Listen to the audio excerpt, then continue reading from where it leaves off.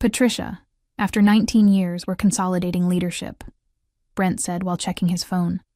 Clean out your office today. I sat across from him, absorbing the impact of his words while he continued scrolling through his messages. The corner office that had witnessed countless million-dollar decisions now felt sterile and cold. 19 years of service dismissed during a casual lunch-hour meeting. I understand, I replied, my voice steady despite the shock rippling through me. Thank you for the opportunity to have served Drexler Capital all these years. Brent finally looked up, seeming almost surprised by my composure. He had expected tears, perhaps a scene, something to justify security escort protocols. My calm acceptance appeared to both relieve and disappoint him. Human resources will handle your exit paperwork, he continued, already turning back to his computer screen. Jennifer will coordinate your final paycheck and severance. I nodded, stood up, straightened my blazer, and walked out. The glass door closed behind me with a soft click that somehow felt more final than a slam. My name is Patricia Long. At 58 years old, I've dedicated nearly 2 decades of my life to Drexler Capital in Minneapolis, Minnesota, building their regulatory compliance infrastructure from nothing. I created the proprietary reporting system that has kept us in perfect standing with the Securities and Exchange Commission for 15 consecutive audits. My work wasn't glamorous or celebrated at company gatherings, but it was meticulous, crucial, and, until today, valued. As I walked back to my office, passing colleagues who had no idea what had just transpired, I thought about the SEC audit scheduled for the following Wednesday. For 5 months, I had been preparing the necessary documentation, running the complex algorithms that generated our compliance reports, and arranging the data that would demonstrate our adherence to federal regulations. I reached my office and closed the door, leaning against it for a moment. On my desk sat the preliminary audit materials, a stack of annotated printouts only I fully understood. My computer contained the only complete map of our reporting system architecture. My password-protected drives held the verification codes required to certify our final submission. And now I had until 5 p.m. to pack my things and leave. I looked at my calendar, where next week's SEC audit was highlighted in red. 5 business days away. I didn't smile. I didn't need to. The timer had already started counting down, and Brent had just cut the only wire that could disarm it. I first joined Drexler Capital in 2004 when it was still a mid-sized investment firm with ambitious growth plans. I had spent the previous decade building regulatory systems for banks, and Drexler needed someone who could establish a robust compliance framework to support their expansion. We need someone who understands where the industry is going, Harold Drexler, the founder, had told me during my interview. Someone who can build us a system that will grow with us. Harold was a visionary who understood that proper compliance wasn't just a regulatory obligation, but a competitive advantage. Under his leadership, I designed a proprietary reporting system that anticipated regulatory changes years before they were implemented. When the 2008 financial crisis hit and new regulations poured forth, Drexler Capital was prepared while competitors scrambled. "That's why I hired you, Patricia," Harold had said, clapping me on the shoulder after we sailed through our first post-crisis audit. "Because you see around corners." For years, I had worked 60-hour weeks, continuously updating and refining the system. I trained staff, documented processes, and personally handled the critical verification steps that required my specialized credentials. When Harold retired 5 years ago, passing leadership to his son-in-law Brent Covington, I had hoped my contributions would continue to be recognized. But Brent was different. He saw compliance as a cost center rather than insurance against catastrophe. In quarterly meetings, he would glance at his watch while I explained system updates. During budget discussions, he questioned the resources allocated to my department. Gradually, my team shrank from 12 specialists to just 4, with most of the institutional knowledge concentrated in my head by necessity. "We need to run lean," Brent would say. "The market rewards efficiency." What he never understood was that my department's efficiency came from expertise, not headcount. I had designed the system to require minimal personnel, but those who operated it needed specialized knowledge that took years to develop. Last month, during our preparation for the upcoming SEC audit, I had requested a meeting with Brent to discuss succession planning. At 58, I wasn't planning immediate retirement, but I wanted to ensure continuity. We should establish a knowledge transfer process, I had explained. The reporting system requires specific expertise that currently resides primarily with me. Brent had nodded, made a note, and promised to follow up. That follow-up, apparently, was today's dismissal. As I began packing my personal items, I glanced at the photos on my desk. My husband Thomas, our daughter Elaine, our golden retriever Max. They would understand. They had seen the changing culture at Drexler firsthand through years of company events that gradually became more ostentatious and less substantial. By 3 p.m., I had filled 2 boxes with personal belongings.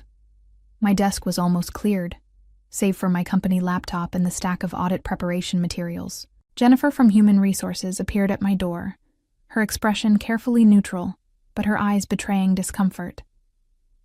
"Patricia, I have your exit paperwork," she said softly, closing the door behind her. "I'm so sorry about this." Jennifer was 32 and had been with the company for only 4 years. She couldn't possibly understand the depth of what was happening, but her sincerity was appreciated. "Thank you, Jennifer. These things happen in corporate life," I replied, accepting the folder she extended. "The severance package is 6 months," she explained, pointing to the highlighted sections. "And your health insurance will continue through that period. You'll need to sign here acknowledging receipt." As I reviewed the documents, I noticed a non-disclosure agreement and a non-disparagement clause. Standard practice. But reading them carefully, I realized they only prohibited me from discussing company trade secrets or making public statements that could damage Drexler's reputation. There was nothing that prevented me from simply not helping when the inevitable crisis hit. "Everything appears to be in order," I said, signing where indicated. "I do have a question about the audit preparation materials on my desk. Should I leave them here?" Jennifer looked uncertain. "I wasn't given any specific instructions about that. I suppose you should leave anything related to company business." I nodded thoughtfully. "Of course, though these specific documents wouldn't make much sense to anyone without the context I've been building. They're essentially working notes." "Maybe you could send an email to your team explaining where everything stands," she suggested, clearly trying to be helpful. "That's a good idea," I agreed. "I'll do that before I leave." After Jennifer departed, I sat at my computer for the last time. I began drafting an email to my small team, carefully documenting exactly where the audit preparation stood, which was approximately 40% complete, with the most critical components still requiring my verification credentials and system knowledge. I listed the files they would need, the steps that remained to be taken, and the deadlines for each component. I was thorough and professional, as I had always been. But I also knew that without my guidance, this information was like handing someone the individual parts of a watch with no assembly instructions. I sent the email, copying Brent and the Chief Financial Officer Gregory Wells, who would presumably oversee the audit in my absence. Then I gathered my boxes, took one last look around the office that had been my professional home for almost 2 decades, and walked out. As I waited for the elevator, Marissa Chandler, one of my team members, rushed up to me, her eyes wide with panic. "Patricia, is it true? Are you leaving?" she asked, staring at my boxes. "Yes, today is my last day," I confirmed. "The company is consolidating leadership." "But the SEC audit is next week," she whispered. "We're nowhere near ready without you." The elevator doors opened. I stepped inside, holding my boxes. "I know," I said quietly. "I just sent an email with instructions. Good luck, Marissa." The doors closed on her stricken face, and I descended to the lobby, wondering how long it would take for the full implications to dawn on Brent Covington. Thursday morning, I awoke at 6 a.m. out of habit. For 19 years, I had started my day at this hour, reviewing overnight system alerts and preparing for the day ahead. Today, there were no alerts to check, no reports to review. I lay in bed beside my sleeping husband, Thomas, and stared at the ceiling. The freedom felt strange, hollow rather than liberating. I had always derived satisfaction from solving complex problems, from creating order out of regulatory chaos. That purpose had been abruptly removed, leaving an unsettling void. By 7 a.m., with Thomas still asleep, I went downstairs, made coffee, and opened my personal laptop. Out of curiosity, I checked my company email account, which would remain active for 24 more hours according to standard protocols. 27 new messages had arrived since yesterday afternoon. 3 were automated system alerts, indicating that scheduled verification processes had failed to complete, processes that required my authentication. 8 were from Marissa and other team members, asking increasingly urgent questions about specific audit preparation steps. The rest were from various executives, gradually escalating the matter up the chain of command. The most recent email had arrived at 6:42 a.m. from Gregory Wells, the CFO. Patricia, I understand your departure was sudden, but we urgently need clarification on the audit preparation status. The instructions you provided are insufficient for completion. Please call me at your earliest convenience to discuss transitional support. I closed my email without responding. Thomas appeared in the kitchen doorway, his silver hair disheveled from sleep. Checking up on them already? He asked with a knowing smile. I closed my laptop. Just curious. Thomas poured himself coffee and sat across from me. A retired engineer, he understood complex systems and the problems that arose when they were mismanaged. How long do you think it will take them to realize they're in trouble? He asked. By tomorrow afternoon, they'll understand the magnitude of the problem, I replied. The system will lock them out of critical functions when verification windows expire. Gregory is smart enough to recognize the implications, even if Brent isn't. And what will you do when they call? I considered the question carefully. I'm not obligated to provide free consulting after being dismissed. If they want my help, they'll need to make it worth my while. Thomas nodded. 19 years of loyalty deserved better than a lunch-hour dismissal. By noon, my company phone began ringing. I recognized Gregory's number but let it go to voicemail. 3 more calls followed over the next 2 hours, along with text messages requesting urgent contact. At 4 p.m., I received a call from a number I didn't recognize. Curious, I answered. Patricia Long speaking. Ms. Long, this is Alan Westbrook from Kestrel Investment Group, said a composed male voice. I hope I'm not intruding, but I heard about your departure from Drexler Capital. I'd be interested in discussing potential opportunities with our firm if you're open to conversation.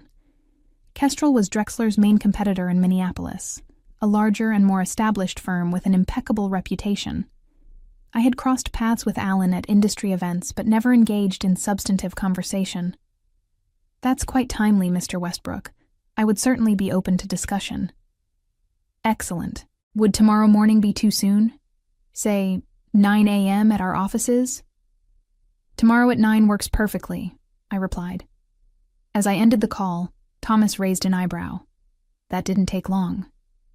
The investment community in Minneapolis is small. News travels fast. My company phone rang again. Gregory for the 5th time today. This time, I decided to answer. Hello, Gregory. Patricia, thank God, he said, relief evident in his voice. We're having serious issues with the audit preparation. The system is rejecting verification codes, and no one can figure out where we stand with the documentation. Can you come in tomorrow to help us sort this out? I'm afraid I already have a commitment tomorrow morning, I replied evenly, but I would be willing to provide consulting assistance at an appropriate rate. There was a pause on the line. Consulting rate? Yes, Gregory. I'm now an independent compliance consultant. My rate is $1,200 per hour, with a minimum engagement of 20 hours. Friday morning, I arrived at Kestrel Investment Group's offices in downtown Minneapolis 15 minutes early. The reception area was elegant without being ostentatious. Leather chairs, tasteful artwork, and floor-to-ceiling windows overlooking the city. It projected exactly the image a client would want from the firm handling their investments: sophisticated, established, and disciplined. Alan Westbrook greeted me personally, extending his hand with a warm smile. In his early 60s, he possessed the confident demeanor of someone who had weathered multiple market cycles. "Patricia, thank you for coming on such short notice," he said, leading me toward a conference room. "I've admired your compliance infrastructure at Drexler for years." The conference room contained 3 other people: Kestrel's chief compliance officer, their head of human resources, and their general counsel. The meeting was clearly more than exploratory. "We'll be direct, Ms. Long," Alan began after introductions. "We know Drexler has an SEC audit scheduled for next Wednesday. We also know that you built their compliance reporting system and were solely responsible for critical verification processes. Their dismissal of you 5 days before a major audit suggests either remarkable confidence or remarkable foolishness." I maintained my professional composure. "I can't comment on Drexler's internal decisions." "Of course," Alan nodded. "What we're interested in is your expertise. Kestrel prides itself on regulatory excellence, and we've been planning to enhance our compliance infrastructure. Your unexpected availability presents an opportunity we'd be remiss to ignore." Their offer was straightforward: a senior position heading compliance technology with a substantial salary increase over what I'd earned at Drexler, plus an attractive benefits package. They wanted me to start immediately as a consultant, transitioning to full employment after 60 days. "We understand you may need time to consider," the HR director said, sliding a folder toward me with the formal offer. "But we're prepared to move quickly if you're interested." I reviewed the documents thoughtfully.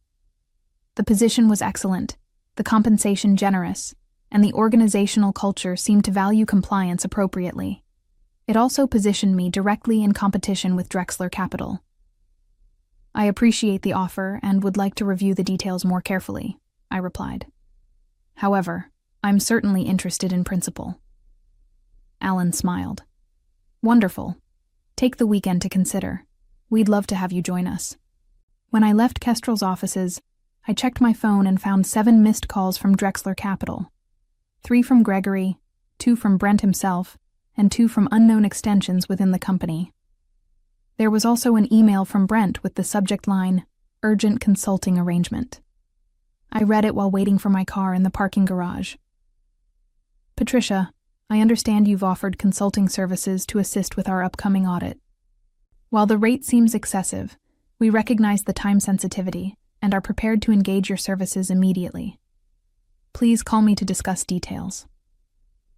Brent. Just as I finished reading, my phone rang again. Gregory. "Patricia, have you considered our request?" he asked when I answered, his voice tense. "I received Brent's email acknowledging my consulting offer," I replied calmly. "But I should inform you that I've just concluded a meeting with Kestrel Investment Group about a permanent position. They've made a very attractive offer." Gregory's sharp intake of breath was audible. "Patricia, please, we're in a critical situation. The system is generating error messages we don't understand. The audit team arrives in 5 days. I'm aware of the timeline, Gregory. Brent has authorized your consulting rate. Can you start today, right now?" I paused, allowing the moment to breathe. "I have another commitment this afternoon. I could potentially begin Monday morning at 8 a.m. "Monday morning," he repeated, clearly calculating the remaining workdays before the audit. "That leaves us just Monday and Tuesday to prepare." "Yes," I replied simply. "That's correct." By Monday morning, the panic at Drexler Capital had reached fever pitch. Over the weekend, I had received 17 more calls and 15 emails, escalating in urgency. I had responded only to confirm that I would arrive at 8 a.m. Monday as agreed, with a signed consulting contract in hand. Walking into the building felt surreal. The security guard, Roberto, greeted me with confusion. "Ms. Long, I thought you left the company." "I'm here as a consultant today, Roberto," I explained, showing him the visitor pass Gregory had arranged. Oh, I see. They've been in quite a state since Thursday. Mr. Wells was here until midnight Saturday. The elevator ride to the 14th floor was quiet. I had deliberately arrived carrying nothing but my purse and a thin portfolio containing the consulting agreement. I wore a new suit, charcoal gray with subtle pinstripes, purchased over the weekend specifically for this occasion and for my upcoming meeting with Kestrel on Wednesday. It was important to mark visually that I was no longer an employee but an outside professional. The office was unusually active for 8 a.m. As I walked through the floor toward the conference room where we'd agreed to meet, I saw stressed faces and heard urgent conversations. Marissa spotted me and hurried over. Patricia, thank God.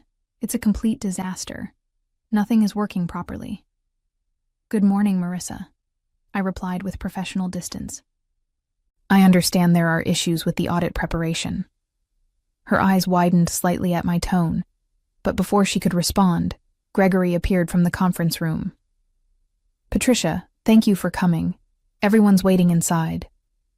The conference room contained Brent, Gregory, the entire compliance team, and 2 IT specialists I recognized. Brent's usual polish was noticeably diminished, his shirt slightly wrinkled, dark circles under his eyes. Let's get started, he said without preamble. We have a critical situation with the SEC audit tomorrow.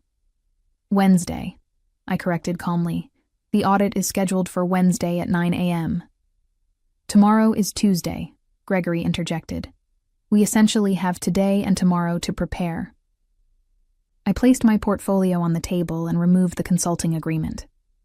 Before we begin, I'll need this signed and the initial payment processed. 20 hours at $1,200 per hour, for a total of $24,000.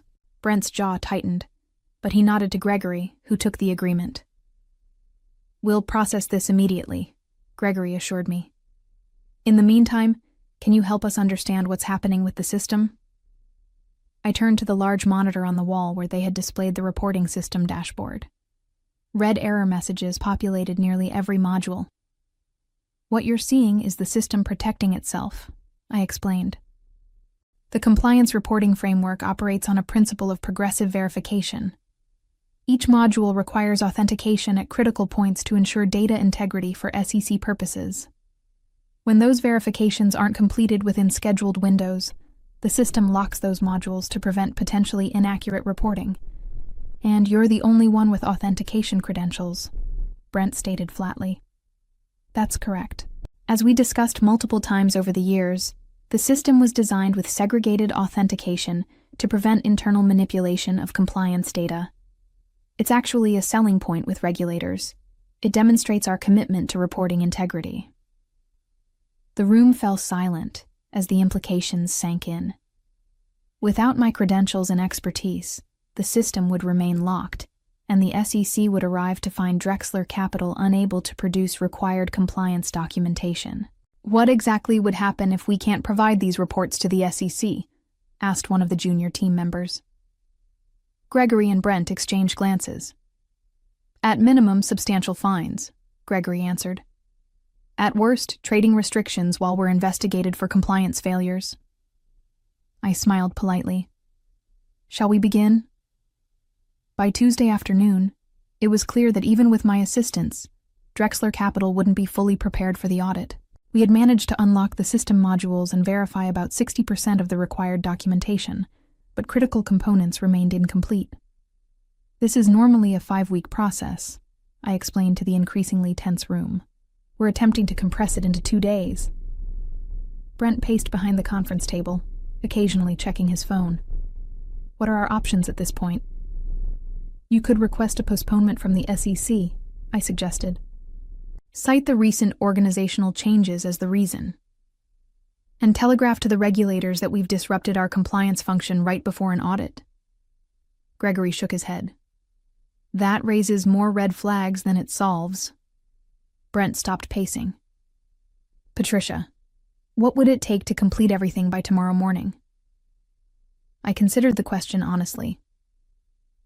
Working through the night might get us to 80% completion, but the risk management attestations require board member signatures, and 3 modules need full verification cycles that take at least 12 hours to process properly. So it's impossible, Gregory concluded. Not impossible, I corrected, but beyond the scope of our current consulting agreement, which ends at 5 p.m. today. Brent's expression darkened. You're saying you'll leave at 5 p.m. regardless of our status? I have a prior commitment tomorrow morning, I replied calmly. A final interview with Kestrel Investment Group. The room fell silent again. Everyone present understood what that meant. I was not only leaving them unprepared for their audit, but joining their primary competitor. How much? Brent finally asked. To stay until it's done. Name your price. I closed my laptop and gathered my notes methodically before responding. The remaining work would require approximately 30 additional hours of my time, at an emergency rate of $1,800 per hour, given the overnight requirement. That's $54,000, payable immediately. Brent didn't hesitate. Done, Gregory. Process the payment right away. I nodded, reopening my laptop. Then I suggest everyone get comfortable. It's going to be a very long night. Wednesday morning arrived with grim faces and empty coffee cups littering the conference room. We had worked through the night, and while we'd made substantial progress, the system was still processing final verifications when the receptionist called to announce that the SEC audit team had arrived. They're early, Gregory muttered, checking his watch. It's only 8:30. Stall them, Brent instructed. Offer coffee, give them the guest Wi-Fi password, whatever it takes. I watched the progress bar on the final verification module. 87% complete. At the current rate, we needed at least another 30 minutes. Should I go welcome them? I asked innocently. As the compliance consultant? Brent's gaze snapped to me. Absolutely not. I don't want them knowing we had to bring you back as a consultant. I nodded understandingly. In that case, you'll need to explain the incomplete modules yourself. The documentation package should include a disclosure about the current status. Gregory looked alarmed. We need to disclose that we're not fully prepared? SEC Regulation 17A4 requires full transparency regarding any compromised compliance processes, I explained. Attempting to conceal the system status would constitute a serious violation. Brent's face flushed red. This is absurd. We paid you $78,000 to fix this situation. You paid me to assist with audit preparation on an emergency basis, I corrected. I've done exactly that. The fact that the system cannot be fully prepared in the time available is a consequence of decisions made before our consulting arrangement began. The verification progress bar reached 91% as voices became audible from the reception area. The SEC team was being escorted to the designated audit room. What do we do now? Gregory asked, desperation evident in his voice. I picked up my belongings and straightened my suit jacket. You tell them the truth. 3 weeks later, I sat in Alan Westbrook's office at Kestrel Investment Group, reviewing the implementation plan for their new compliance reporting infrastructure. My corner office overlooked the Minneapolis skyline, and a nameplate on my desk read, Patricia Long, Senior Vice President, Compliance Technology. Alan entered with a newspaper, smiling as he placed it on my desk. Have you seen today's business section? The headline read, Drexler Capital faces regulatory sanctions following failed SEC audit. The article detailed how the firm had been assessed a $2 million fine and placed under enhanced supervision after significant deficiencies were discovered in their compliance reporting. Trading restrictions had been imposed on certain investment products until remediation was completed. Unfortunate, I commented, pushing the paper aside. Certainly for them, Alan agreed, taking a seat. Though I understand Brent Covington is no longer with the company. That was news to me, though not entirely surprising. The board finally recognized his judgment issues. After a $2 million fine and trading restrictions, I believe they had little choice. The word is that Harold Drexler himself came out of retirement temporarily to stabilize the situation. I felt a twinge of satisfaction at that. Harold had always respected my work and understood its value. Had he still been in charge, I doubt I would have been so unceremoniously dismissed. How's our new system implementation progressing? Alan asked, changing the subject. On schedule. We should have the framework completed within 6 weeks, well before our next audit cycle. Excellent. The board was extremely impressed with your presentation last week. They've approved the additional budget you requested for specialized staff. As Alan left, I turned back to my computer, where I was drafting job descriptions for the compliance technology team I would be building. Unlike at Drexler, this team would have proper redundancies, thorough documentation, and distributed expertise, measures I had advocated for years but had been denied due to budget constraints. My phone buzzed with a text message from Thomas. Dinner tonight to celebrate 1 month at the new job? I smiled and replied affirmatively. Life had taken an unexpected turn, but I had landed on my feet, better than on my feet, actually. My compensation at Kestrel was 40% higher than at Drexler. My role had expanded, and the culture valued regulatory excellence as a competitive advantage rather than a necessary evil. Later that afternoon, I received an email from Harold Drexler himself. Patricia, I hope this finds you well. I've returned temporarily to address the situation at Drexler Capital, and I wanted to reach out personally. The decisions made regarding your position were short-sighted and have cost the company dearly. While I understand you've moved on to what I hear is an excellent opportunity, I wanted to express my personal regret about how things were handled. Regards, Harold. I appreciated Harold's message but felt no inclination to respond immediately. Perhaps in time the sting of dismissal would fade, but for now I was focused on building something better at Kestrel. The events of the past month had taught me an important lesson. True value isn't always recognized until it's gone. Expertise built over decades cannot be consolidated away without consequences. And sometimes, the most powerful revenge isn't taking action. It's simply stepping aside and allowing reality to deliver its own harsh lessons. As I looked toward the future, I knew that the best response to underappreciation wasn't bitterness, but excellence on a new stage where that excellence would be valued. And that's exactly what I intended to deliver.